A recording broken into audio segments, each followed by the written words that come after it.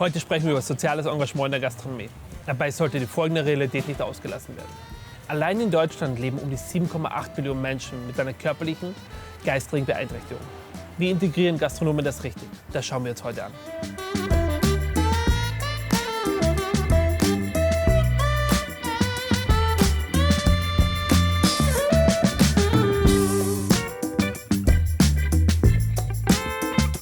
Gelebte Inklusion in der Gastronomie. Heute zu Gast bei Café Grenzenlos in Berlin mit Martin. Martin, vielen Dank, dass du heute dabei bist. Dankeschön, herzlich willkommen. Schön. Martin, magst du dich mal kurz vorstellen, was macht ihr hier? Ja, gerne. Mein Name ist Martin Jockwig, ich bin 34 Jahre alt, bin gelernter Restaurant- und Hotelfachmann, bin seit über 15 Jahren in Berlin in der Gastronomie unterwegs und seit über 6 Jahren jetzt hier im Café Grenzenlos. Hier bin ich zuständig für den Service und gemeinsam mit meinen beiden Kollegen in der Küche leiten wir gemeinsam dieses kleine Restaurant. Kannst du uns ein paar Details über euer spannendes Projekt sagen? Was macht ihr da? Ja, sehr gerne. Das Café Grenzenlos ist ein Projekt des Psychosozialen Verbundes Treptow e.V.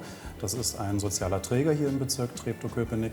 Und da wird sich um Menschen mit psychischen und geistigen Erkrankungen und Einschränkungen gekümmert. Die werden da betreut. Und dieses Café ist 2009 entstanden als Beschäftigungsprojekt. Die Idee ist, dass unsere Klienten, wie wir sie nennen, hier unter ganz normalen Bedingungen, unter der Anleitung von Fachkräften in der Gastronomie arbeiten. Im Service, in der Küche, in der Spüle, alles möglich. Also komplett, ihr deckt jeden Bereich ab, ja? So gut es geht, ganz individuell nach den Fähigkeiten, entweder mehr am Service, mehr am Tresen. Da schauen wir einfach, wie die Möglichkeiten sind. Was hat dich und dein Team dazu speziell bewegt, das zu machen? Mich persönlich hat es ganz zufällig getroffen. Als ich mich vor einigen Jahren nach einem Job umgeschaut habe, habe ich ganz klassisch auf Hotel Courier geschaut. Da war die Anzeige geschalten und ich fand das von Anfang an unheimlich sympathisch und spannend und habe genau hier drauf gewartet, dass die Antwort zurückkommt. Ich wusste nicht, worauf ich mich einlasse, aber es war die beste Entscheidung, die ich getroffen habe. Das ist eine sehr spannende Arbeit hier. Martin, wo ist die Herausforderung in diesem spannenden Projekt in der Zusammenarbeit mit den tollen Mitarbeitern? Aber auch den Gästen? Ja, es ist eine ganz spannende Kombination. Der gastronomische Teil ist gar nicht so herausfordernd. Das ist die Arbeit, die wir alle gelernt haben, die wir gut können. Dazu kommt aber die Arbeit mit unseren Klienten. Da ist wirklich jeder ganz, ganz anders. Und da gibt es nicht dieses einheitliche, der Chef sagt und der Mitarbeiter macht. Man muss hier ganz viel Geduld mitbringen. Man braucht eine hohe Fehlertoleranz. Man muss ganz, ganz viel erklären und eine gewisse Gelassenheit mitbringen. Und dann funktioniert das Ganze aber auch. Und am Ende lernt man unheimlich viel über Menschen insgesamt und aber auch ganz viel über sich selbst. Und man nimmt sich selbst nicht ganz so ernst oder sollte sich selbst nicht ganz so ernst nehmen und andere. Dann kommt man da ganz gut zurecht. Cool. Musstest du oder deine Mitarbeiter, das Team speziell geschult werden dafür? Um hier zu arbeiten oder reinzukommen, war eine spezielle Vorbildung in dem Sinne nicht nötig. Wir haben alle eine fachliche Ausbildung in der Gastronomie, in der Küche oder im Service. Das Wichtigste ist ein ganz großer Batzen Empathie, den man mitbringen muss. Da hier jeder ganz, ganz anders ist und individuell behandelt werden muss. Und ansonsten über unseren Träger, den PSV Treptow, machen wir auch ganz viele Schulungen und Seminare, um unsere Kenntnisse zu erweitern und noch ein bisschen mehr Verständnis zu haben für die Problemchen von unseren Klienten. Wenn es in Ordnung ist für dich, würden wir uns das auch mal kurz mit Kevin, mit deinem Küchenchef, mal kurz anschauen. Auf jeden damit wir mal Fall, kurz sehr die gerne. Details besprechen. Schön, dass wir dich so spontan überfallen dürfen, Kevin. Ja, gerne. Kevin, kurze Frage bezüglich des Personal. Martin hatte schon erwähnt, es gibt manchmal Herausforderungen, Challenges. Wie ist es auch in der Küche bei euch? Also in der Küche ist es ähnlich wie im Service, dass halt einfach dieser tägliche Ablauf gesichert werden muss, dass wir halt einfach qualitativ unseren Anspruch halten können. Und da ist es dann halt genauso wie draußen in der freien Gastronomie. Man weiß nie wirklich, was einen erwartet. Aber das ist halt auch wirklich das Schöne daran, dass wir halt auch diesen kreativen Freiraum haben, uns auszutoben Tag für Tag mit den Klienten zusammen, mit den Kollegen zusammen. Und das ist halt einfach wirklich unser alltäglich Brot. Bezüglich Sicherheit in der Küche, Hitze, in der Pfanne braten, Öl. Wie gefährlich ist es manchmal auch für eure Mitarbeiter bei diesem Projekt halt auch? Gefährlich ist es so wie überall, nur das wirklich Wichtige ist, dass wir einfach unsere Kollegen im Auge behalten, genau wissen, wer macht wann was und dass es dann halt einfach nicht zu viel auf einmal passiert und dass es halt einfach kein Kuddelmuddel entsteht und schon hat man auch Ruhe und Sicherheit hier drin und dann haben wir auch einen sicheren Arbeitsplatz hier. Cool. Kevin, letzte Frage an dich. Wir werden es Martin auch zum Abschluss stellen. Was würdest du an Tipps haben für deine Gastro-Kollegen da draußen, damit man wirklich auch was Soziales machen sollte und den Menschen an die Hand nimmt? Ja, als Tipp kann ich halt einfach sagen, mal ausprobieren. Es macht wirklich viel Spaß, sich dieser Herausforderung zu stellen und das, was man halt zurückbekommt, das ist halt wirklich unbezahlbar und das versüßt einen jeden Tag, wenn man dann wirklich mit den Klienten zusammen was erlebt und halt auch aufbaut auf den Ganzen. Und das ist halt wirklich einfach Gold wert und das sollte wirklich jeder mal ausprobiert haben. Großartig, vielen Dank. Wir gehen wieder raus zu Martin. Dankeschön. Ja, gerne. Schönen Tag noch. Worauf muss man bei Unstimmigkeiten mit dem Kunden achten, damit da keine Situation eskaliert?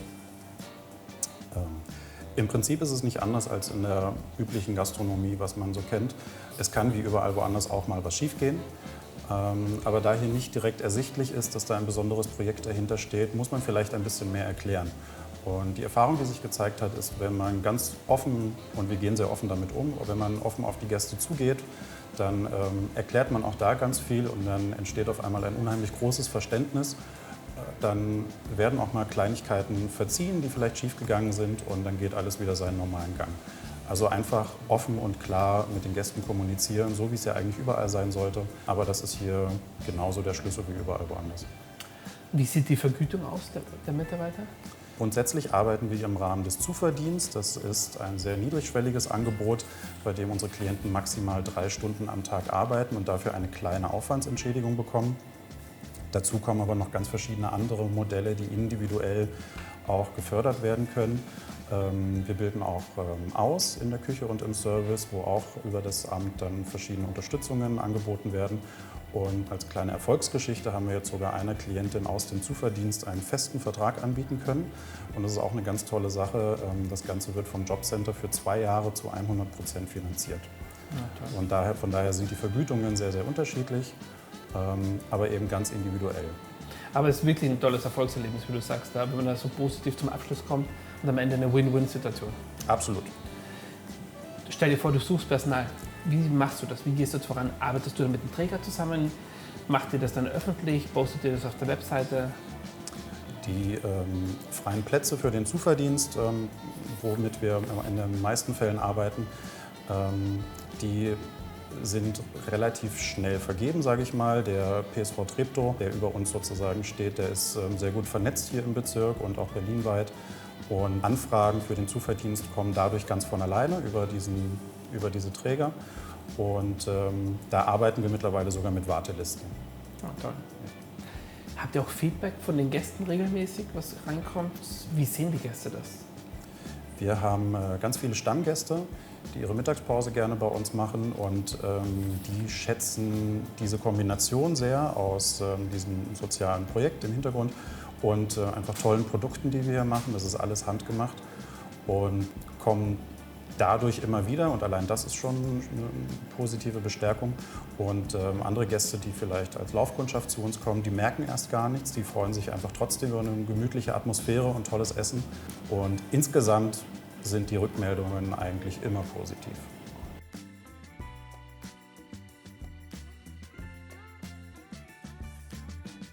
Abschlussfrage für dich noch, Martin. Was würdest du deinen Gastro-Kollegen da draußen empfehlen, damit die auch etwas Soziales in die gleiche Richtung wie du oder wie auch ihr und euer Team machen können?